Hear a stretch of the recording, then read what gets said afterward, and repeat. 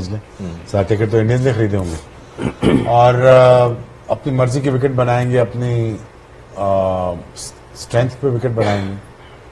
You see all for India. I mean आप सबको पता है कि India is a strongest side और उनके पास स्पिनर्स भी हैं, बैटर्स भी हैं, एक्सपीरियंस भी है, काफी 10-15 साल से हर चीज का फाइनल भी खेल रहे हैं। तो chances are very slim for New Zealand. But मैं ये सोचता हूँ कि यार अगर टॉस जीत गया न्यूजीलैंड और हैंग इन कर गया तो आई थिंक ये जरा स्टैट्स भी बता दें साथ साथ। नहीं चले आप आपने बोला अपनी मर्जी की विकेट बनाएंगे तो आईसीसी की कंट्रोल में कि what is given to them और यू थिंक दैट बोर्ड और team will have a say. Apology ICC भी उन्हीं की है। नहीं वो तो वैसे अगर आप कहेंगे तो बिल्कुल सही बात है। तो इस तरह उन्हीं के ना मैं इसमें ऐसा तू बोला होम एडवांटेज तो फिर यहाँ भी सारी चीजें मेरी जान बस कर आगे चलते बस करो लाएगा। अच्छा तो आपके 241 पाकिस्तान का था but of course that was a batting which couldn't. देख ना यार डिक्टेट तो वो करते ना, तुम्हें नहीं पता। ठीक है पता सब पता। What kind off score do you feel you said यार अब मुझे यार देख यार सिकंदर, मुझे देख अगर इन्होंने टॉस जीत लिया न्यूजीलैंड ने तो फिर बैटिंग न्यूजीलैंड ने अगर थोड़ा हैंग इन कर लिया, फिर न्यूजीलैंड ने अगर थोड़ा सा लेट्स से पावर प्ले में थोड़ा सा इनको लूट लिया और रविंद्रा आ गया, रविंद्रा ने रुकना नहीं है। रविंद्रा रन बॉल खेलता है। रविंद्रा जिसको फास्ट बॉलिंग भी आती है, जिसको स्पिन भी आती है खेलना, वो देख मैं तुझे बता रहा हूं मेरे दोस्त, अगर ये हैंग इन कर गए और विकेटें ना दी और सेशन में विकेटें ना मिली इंडिया को और लूजिंग द टॉस और उसके बाद जिसमें सिचुएशन क्रिएट कर रहा हूं, देन इंडिया घबराएगा और वो एट विल स्कोर करेंगे। और न्यूट्रलाइज करने के लिए विलियमसन है, फिलिप्स है, इनके बाकी लड़के हैं, मैं दिखा देता हूं आपको। वो इनको वो फैंटी लगाएंगे। मिचेल है बीच में, ये फैंटी लगाएंगे, इसमें छोड़ेंगे नहीं वो। और देखो मोस्टली अगर पता नहीं है तो बैट्समैन से पूछो बताएंगे, वो मोस्टली थोड़ा सा बैकफुट पे ही रहते हैं और डाउन टू द ट्रैक वो अपिश भी खेलते हैं, डाउन टू द ट्रैक निकलते भी। ये तो हमारी क्रिकेट है ना जो अपिश नहीं खेलनी। हालांकि मैं 2003 का वर्ल्ड कप देख रहा था, वो वसीम भाई को अपिश खेल रहा था हेडन, नहीं समझ आ रही है, ऊपर से खेल रहा है। तो ये तो कोई नई चीज ऐसी ट्रेड नहीं, मैं बता रहा हूँ कि ऐसा नहीं है। बट अगेन सक्सेशन में विकेटें ना गिरे न्यूजीलैंड की, थोड़ा सा नर्व होल्ड कर ले, थोड़ा सा स्पिनर को रन बॉल खेल ले, थोड़ा डीप चले जाए तो इनके पास स्ट्रेंथ है कि इनको फैंटी लग सकती है। ठीक है। अच्छा इनको न्यूट्रलाइज करने के लिए, न्यूजीलैंड को न्यूट्रलाइज करने के लिए इंडिया के पास बहुत ज्यादा बैटिंग है and of course the main person stand out performer has been Virat Kohli, specially in tournaments. Sana I think एक प्लेयर की जब आप उनको मेजर करते हो उनकी क्वालिटी को, तो आई थिंक उसमें सबसे ज्यादा ये चीज जरूर आती है कि जी उन्होंने टूर्नामेंट्स में सेमीफाइनल्स फाइनल्स में कैसा परफॉर्म किया एंड इनके मोस्ट रन्स हैं इन चैंपियंस ट्रॉफी हिस्ट्री। तो थोड़ा सा इनका एक इंजरी का भी स्केयर आया था जहां पे लग रहा था कि शायद एक आई थी कि शायद he is sustained an injury, but अभी नजर आ रहा है कि बैटिंग शैटिंग कर रहे हैं, which is good news for India. But again just is impact, the numbers tell you a story and the impact. वही बात वो वर्ड जो आ जाता है वो आ जाता है कि इम्पैक्ट ऑन द गेम कितनी सिग्निफिकेंट रही है इनकी since he started for India. I think average अगर यहाँ पे आप देखें 82 की एवरेज पे ऑलमोस्ट 90 का स्ट्राइक रेट मेंटेन करना इन ICC champions trophy events, normal हम बायलैटरल की बात नहीं कर रहे, आईसीसी चैंपियंस ट्रॉफी की बात कर रहे हैं। आई थिंक इनकी सर्विसेज इंडिया के लिए ऐसी हैं कि उसके ऊपर अलग से एक प्रोग्राम हो सकता है, एक छोटा जवाब देना बहुत मुश्किल है इसमें। बट सबसे बड़ी quality obviously discipline, dedication, skill, technique, वो तो अपनी जगह पर है, पर his quality to evolve with time, I think ये सबसे बड़ी इनकी क्वालिटी है। एज ए ह्यूमन बीइंग देख लें, एज ए क्रिकेटर देख लें, 10 साल के पहले विराट कोहली में और आज के विराट कोहली में बहुत ज्यादा फर्क है इन चीजों में कि वो हर तरह से इवॉल्व हुए हैं। सो जब भी एक एथलीट को वर्ल्ड लेवल पर इस तरह का एक चैंपियन बनना होता है तो वो खाली एक स्किल के ऊपर इवॉल्व करके नहीं बन सकता, एज ए पर्सनैलिटी आपको इवॉल्व करना पड़ता है। और जो ह्यूमिलिटी इनके अंदर आई, बीच में जो मुश्किल पैच भी इनका आया, उधर से जिस तरह ये बाउंस बैक करते हैं, एक वो विराट कोहली थे इन योर फेस टाइप, अभी भी आ जाती है वो वाला एग्रेशन जो अच्छा है आपके लिए, लेकिन इनकी पर्सनैलिटी में भी एक बहुत बड़ा शिफ्ट नजर आता है और वो कामनेस लाता है स्टेज के ऊपर। जब आपके ऊपर से अपने नाम का प्रेशर उस तरह से हट जाता है, you start playing the game once again in a manner जिस वजह से आपने स्टार्ट की थी। हम सब उस लेवल पर पहुंचे हुए हैं जिस वक्त आप अननोन होते हैं, फिर उसके बाद you become known, you become a name, उसका भी एक प्रेशर होता है और फिर उसमें से आप ब्रेक थ्रू करते हो जब आप उस प्रेशर से निकल के दोबारा वैसी क्रिकेट खेलते हो जो आपने शुरू में स्टार्ट की थी, और वहां मुझे लगता है आपकी हाईएस्ट पीक होती है एज एन एथलीट, और ये वो अचीव कर चुके हैं कि अपने नाम के प्रेशर से भी बाहर निकल चुके हैं। इसलिए अगर आप देखें तो क्रूशल मोमेंट्स में, क्रूशल टाइम पर इन्होंने वो परफॉर्मेंसेस दी हैं जो बाकी लोग शायद कभी कभी अपने नाम की वजह से या उस एक्सपेक्टेशन की वजह से क्रम्बल कर जाते हैं, बट इन्होंने as a person, as an athlete दोनों तरह से इवॉल्व किया। तो आई थिंक आउटस्टैंडिंग परफॉर्मर। वो यहाँ पे पहुंचे, उसकी दो बहुत बड़ी जो है ना वो रीजंस हैं।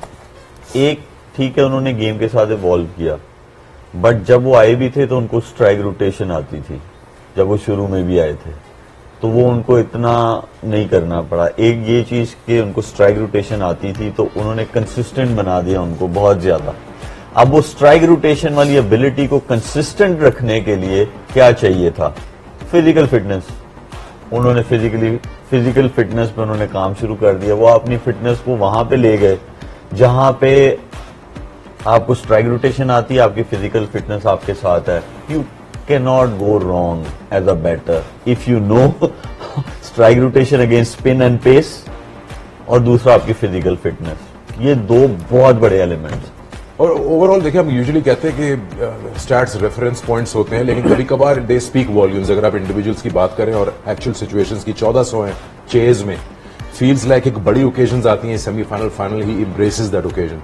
वो ऑलमोस्ट अपने ऊपर रिस्पॉन्सिबिलिटी ले लेते हैं कि मुझे खत्म करना है मैच, सिवाय बांग्लादेश के अगेंस्ट इस टूर्नामेंट में। I think he is performed in every single game. शायद इतने 100 नहीं है बिकॉज हाई स्कोरिंग गेम्स, लेकिन हर 7वें मैच में player of the match award लेना is something amazing over a span of 300 games. इसलिए देखें कि इम्पैक्टफुल जोन की बात की जैनब ने भी, और हम अक्सर बात करते हैं कि प्लेयर आजकल के दौर में, पहले भी ऐसे थे, पहले भी बहुत इम्पैक्टफुल प्लेयर थे, आजकल के दौर में उसकी कंसिडरेशन थोड़ी ज्यादा है कि अगर आप 30 भी रन करें और अगर उसका इम्पैक्ट हो तो वो काउंट किया जाता है। तो मुझे लगता है कि इनके इम्पैक्ट की बात करें, man of the match ability की बात करें, तो इसलिए ये दूसरे से डिफरेंशिएट होते हैं क्योंकि इनकी मैच विनिंग एबिलिटी इतनी हाई है। ये कोई भी ओकेजन, कोई भी सिचुएशन, कोई भी कंडीशन मिल जाती है, ही डज अंडरस्टैंड कि उस पर्टिकुलर जोन में रह के मैंने कैसे मैच जितवाना है। सो परफॉर्मर तो बड़े आए, हमने बड़े देखे, लेकिन जो मैच विनिंग जोन की एबिलिटी होल्ड करता है वो सुपर मेगा सुपरस्टार बनता है। तो he is one of those जिसकी मैच विनिंग एबिलिटी इनको बाकियों से अलग करती है। उससे पहले सचिन तेंदुलकर थे, he used to win matches for India, for the country. फिर उसके बाद अगर इंडिया की बात करें तो रिप्लेसमेंट क्या मिल रही है, वो एक उससे ज्यादा बड़ा इंपैक्टफुल प्लेयर जिसके लिए कंडीशन मैटर नहीं करती, जिसके लिए सिचुएशन मैटर करती है कि जितनी टफ सिचुएशन होगी उतना ज्यादा बेहतर विराट कोहली हमें नजर आता है। मुझे लगता है man of the match winning ability की बात करें, man of the series winning ability की बात करें, होम एंड अवे परफॉर्मेंस की बात करें, तो ही स्टैंड आउट। ठीक है, स्टैंड आउट वो करते हैं। Shreyas Iyer different player to Virat Kohli, completely different उस तरह से, लेकिन बहुत ही इफेक्टिव रहे हैं। मतलब अब वो मिडिल ऑर्डर में जो एक स्टेबिलिटी उनको चाहिए थी वो उनकी तरफ से हमें नजर आई है। स्पिनर्स को भी बहुत अच्छा खेलते हैं। देखिए उनके लिए हमेशा इशू रहा और शायद अभी भी वो उसके साल कवर्ड है उनकी। बिल्कुल मैं एग्री करता हूँ। एग्री करते हैं। चलिए अगला सवाल करते हैं। बॉलर्स की बात करते आप लोग आधा पौना घंटा लेके ना कोई ऐसी चीज निकालो उनकी, हाँ। फिर हमसे पूछो अच्छा, कि क्या किसको एक्सप्लॉइट कर मैं निकाल तो सकता हूँ, लेकिन मुझे कहा जा रहा है कि इस पे बात करें। अगर मैं नहीं बात नहीं, आप करूंगा निकालो चक्रवर्ती पे। निकालो आप। पूछे आप चार स्पिन बॉलर्स और रन देते ही नहीं है, कितना लोड शामी पे होगा as the only pacer, because you would as a batting unit look to score against somebody. यार हम शामी को ना कंसिडर नहीं करते एज अ बॉलर, और वो ये भी नहीं देखते कि यार वो विकेट टेकिंग बॉलर है, और वो आके पूरा पार्टिसिपेट किया हुआ इसके निकालने स्टार्ट से टूर्नामेंट में। हाँ, वो आके कंट्रीब्यूट करता है। 5 विकेट ऑल इसमें। हाँ जी, वो आके विकेट भी लेता है, पिछले मैच में भी ली है, और कंट्रीब्यूट करता है, बीच के ओवरों में आता है, ऑस्ट्रेलिया के मैच में आया, विकेट लेने आया, उसको काम दिया गया था, रोल किया गया था। बहुत ज्यादा एम्फेसाइज हम कर रहे हैं स्पिनर शामी और Hardik actually plays a critical role in this. नया बॉल कर रहे हैं, नया बॉल कर रहे हैं हार्दिक इसमें। हाँ, तो आई थिंक ये तो न्यूट्रलाइज हो जाएंगे। अगर देखिए, मुझे नहीं लगता कि शामी को ज्यादा देर के लिए अटैक पे रखेंगे नया ball. New Zealand actually plays a very good batting line में, वो अच्छा मैनेज करेगी। आई रियली थिंक दैट यार थोड़ा सा ना सब्र कर जाए 10 ओवर, न्यूजीलैंड विकेट ना दे और डीप इन द क्रीज जाने की कोशिश करे और डीप इन द इनिंग्स जाने की कोशिश करे, तो I think Aahista Aahista panic create होगा। सो अगेन अगर वक्तन बवक्तन विकेटें गिरती रही तो प्रॉब्लम होगा। स्पिनर्स उनके अगर विकेटें लेते रहे इन सक्सेशन और रन बॉल आप नहीं खेल सकते, let's say just put it this way कि अगर हम 3 ओवर खेल लेते हैं, स्पिनर्स को, न्यूजीलैंड की बात कर, 3 ओवर खेल लेते हैं, उनको आती है गेम, ऐसा तो नहीं ना है कि हम जैसे खेलते हैं वैसे गेम नहीं आती, खेल लेते हैं, बस वो खेलते रहे, चलते रहे। समवेयर डाउन द लाइन अगर let's say 4 wickets down there and 200, I think anybody's game हो सकती है उसके बाद। So I really think that New Zealand has a great chance. जब कोई 4 स्पिनर्स से खेलता है तो जो पेसर्स होते हैं वो अपने अंदर थोड़ा ये सोच लेते हैं और हमारी उस तरह रिस्पॉन्सिबिलिटी नहीं है। अब 4 स्पिनर से खेलें तो इसका मतलब है कि एक जो टीम है वो उन पे ज्यादा डिपेंड कर रही है। But I think credit should be given to Shami and Hardik. वो आते हैं और वो मेक श्योर करते हैं कि ठीक है जी, रिस्पॉन्सिबिलिटी स्पिनर्स की है, 4 खेल रहे हैं, कंडीशन उनकी तरफ है। नहीं, वो कहते हैं कि नहीं भाई, हम यहाँ हैं, हम अपने उसमें जोन में रह के आपको विकेट्स दिलाएंगे, हम रन्स नहीं देंगे। तो जो स्पिनर्स वहां पे उस वेन्यू पे काम कर रहे हैं वो उनके पेसर्स भी कर रहे हैं। तो मतलब आपको आउट ऑफ द बॉक्स जब आप निकल के कुछ करने की कोशिश करते हैं तो आप बड़े बड़े नाम में आपका नाम आता है, बड़ी चीजों में आपका नाम आता है। तो शमी देखें, उनको नया बॉल रिस्पॉन्सिबिलिटी 3 ओवर की दे रहे हैं ऊपर से, फिर उसके बाद मिड ओवर्स में अगर कोई पार्टनरशिप लगती है, फिर डेथ ओवर से पहले अगर कोई पार्टनरशिप है वहां पे उनको लेके आता है, वो हर जगह उनको विकेट दे रहे हैं। एंड इवन ऑस्ट्रेलिया के खिलाफ, ऑस्ट्रेलिया ने एक्चुअली मिडिल ओवर्स तो ठीक ही खेले थे सना, इट वाज जस्ट कि वो आखिरी 10 ओवर्स में दे कुडंट कैपिटलाइज। वो runs should have been about 300 and they kept on losing wickets, उसकी वजह से उनको वो एक टोटल नहीं मिल सका। लेकिन आज वही बात होगी कि तीनों फेजेस में अच्छा खेलना जरूरी होगा, because you are up against a quality team. Pacers भी हैं उनके पास जो इफेक्टिव हैं, स्पिनर्स भी हैं। उन्होंने वही बात आ जाती है, अपनी सिलेक्शन बहुत अच्छी की है और उनकी एग्जीक्यूशन भी उतनी ही वो अच्छी। जो हम बात करें ना कि एक वेन्यू पे खेलने का एडवांटेज, वो डेफिनेटली इंडिया को हुआ है, not to take any credit away from them. ये फिर भी उनका तीसरा, आपको लगता है ट्रैवल का है यहाँ पे मामला? ट्रैवल के थकावट वो सब तो एज ए प्रोफेशनल आपने करनी होती है, बट ये एडवांटेज तो आपको था कि आप स्पिन हैवी साइड सिलेक्ट कर सकते थे, पहली एक advantage. But not taking any credit from India because उनका तीसरा चैंपियंस ट्रॉफी का फाइनल है, तो डिफरेंट कंडीशंस में भी उन्होंने अच्छा परफॉर्म किया, because it comes down again to the think tank. जो आप सिलेक्शन करते हैं, जो आप सारी चीजें करते हैं, तो वो आप उससे अलग नहीं कर सकते। बट वही बात है कि ऑस्ट्रेलिया न्यूजीलैंड का जब मैच हुआ तो पिच डिफरेंट था, क्योंकि ऑस्ट्रेलिया इंडिया का जब मैच हुआ, क्योंकि ऑस्ट्रेलिया के पास वो वाली बॉलिंग नहीं थी। सो थोड़ी सी उनको एक ऐसी बैटिंग ट्रैक दिया गया जहां पे इंडिया के बैटर्स के लिए और ज्यादा फायदा हो गया। अब न्यूजीलैंड का एक बहुत बैलेंस साइड है, so the only thing that India can have an edge is about spin bowling. इसीलिए हम देख रहे हैं कि स्पिन का विकेट, तो लास्ट टाइम न्यूजीलैंड की बैटिंग की जो परफॉर्मेंस अगर हम देखें इंडिया के अगेंस्ट, तो वो मोमेंटम किसी वक्त नहीं आया था, क्योंकि जब विलियमसन और डैरिल मिचेल इकट्ठे आए वहां पर थोड़ा सा डॉट बॉल परसेंटेज बहुत ज्यादा हो गया था। उसको आई थिंक अगर न्यूजीलैंड कवर कर जाता है, आइदर इन दोनों में से कोई तेज खेलता है या फिर एट सर्टेन पॉइंट आप ग्लेन फिलिप्स को ऊपर लाएं, बिकॉज मैं अगेन ये बात कर रही हूँ, इस पिच के ऊपर जो सेट बैटर है वो इम्पैक्ट बहुत ज्यादा कर सकता है। तो आई थिंक वो एक बड़ा, जैसे अक्षर पटेल आ जाते हैं इंडिया के, वो आके फ्री खेलते हैं, तो बीच में शायद न्यूजीलैंड को ऐसे मैच इंटरेस्टिंग करना है ना आपने, तो न्यूजीलैंड को टॉस जीतना होगा। ठीक, अगर आपने डेडी करना है ना मैच को, तो इंडिया को टॉस जिता दो, तो वो आधा मैच उधर ही फारग हो जाना। तो फाइनल क्या रहना? सही कह रहे हैं कि एक टीम जो है वो दोनों चीजों के लिए रेडी है, पहले बैटिंग करा लो, दूसरी करा लो। न्यूजीलैंड जो है वो मुझे लग रहा है कि एक पहले बैटिंग उनकी है। अच्छा, दूसरा देखें, बहुत ज्यादा डिस्कशन हो रही है, ट्रैवलिंग नहीं हुई उनकी, ये नो डाउट, बैग को पैक करना किसी भी एथलीट के लिए मुश्किल काम होता है, होटल चेंज होना, बड़ी सारी चीजें हैं, ठीक है। ये तो शुरू से ही पता था कि वो उस वेन्यू पे खेलेंगे, यूएई में खेलेंगे, ठीक है।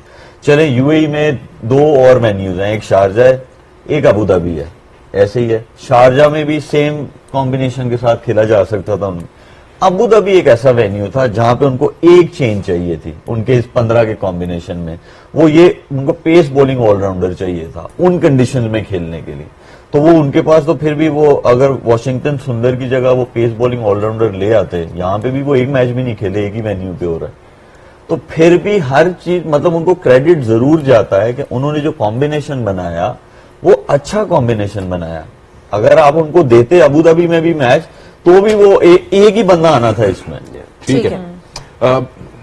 हम बात कर रहे थे स्पिनर्स की, तो स्पिनर के क्या तासुरात हैं इस मैच से पहले वो आपको सुनाते हैं। और एक पॉइंट जो अभी शोएब आपने मेंशन किया था कि कोई ऐसा एरिया है जो एक्सप्लॉइट किया जा सकता है, will talk about that after this little chat with Kuldeep Yadav. पिछले मैच में सेमीफाइनल में 8 ओवर किए थे at an average of 6, I think wicket कोई भी नहीं मिला था इनको। मैं जो सवाल करना चाह रहा था शोएब आपसे वो ये था कि जो एक चीज शायद न्यूजीलैंड पिक आउट कर सकता है सेमीफाइनल से और अपने फेवर में यूज करने की कोशिश करे, is the slight inability to penetrate by the spinners, Indian spinners against left handers. Left handers ने थोड़ा अच्छा खेला था ऑस्ट्रेलिया के in the middle overs against the 4 spinners, और अगर आज कौन में वो खिलाते तो इनके 5 लेफ्ट हैंडर हैं इस लाइनअप में। देखिए उसके लिए आपको वो स्किल भी चाहिए। अगर ऑस्ट्रेलिया के जो लेफ्ट स्पेशली उसने एलेक्स केरी बहुत अच्छा खेले थे, लेकिन वो वाली स्किल भी चाहिए। इनका गेम थोड़ा डिफरेंट है, उनका गेम डिफरेंट है। हाँ, लेथम की बात कर सकते हैं, वो स्क्वायर ऑफ द विकेट अच्छा खेलते हैं, उनको स्वीप शॉट्स अच्छे खेलने आते हैं, उनका बड़ा अहम रोल होगा आज की इनिंग्स में। लेकिन बात वहीं आ जाती है कि आपने वो जो पार स्कोर करना है न्यूजीलैंड ने, वो इसी तरह होगा, उनका एक बैटर 100 लगाएगा। क्योंकि अगर कोई 100 करता है तो वो अलाउ करता है कि आप जो है उनके साथ पार्टनरशिप्स होती हैं। अगर एक बंदा 100 कर रहा है तो उसके साथ 2-3 बैटर्स खड़े होते हैं, तो वो जो पार्टनरशिप्स हैं वो बहुत जरूरी हैं। ये स्कोर को जो है ये लेके जाना पड़ेगा 270 के पास। ये स्कोर जाएगा तो आप चैलेंज कर सकते हैं इंडियन बैटिंग लाइनअप को। लेकिन अगर आप देखें तो उनका फर्स्ट से लेके 8 तक ऐसे लोग हैं कि जिनको मैच फिनिश करना आता है। मैं मैच बनाने की बात नहीं कर रहा, मैच को फिनिश करना आता है। और इस कंडीशन में आपको फिनिशर चाहिए जिनको मैच फिनिश करना आता हो, जिनकी skill against spin and pace, slowness of the pitch और जो बिग पॉकेट्स हैं, जिसको सारी अवेयरनेस हो, वो चाहिए सेकंड बैटिंग के लिए। अभी तक दुबई का हाईएस्ट स्कोर 264 है, जो कि डिफेंड नहीं कर पाया था ऑस्ट्रेलिया सेमीफाइनल में। हम इस पे और बात करेंगे, अभी छोटा सा ब्रेक लेते हैं। When we come back we have the toss and of course then the playing 11 for the 2 sides, so don't go.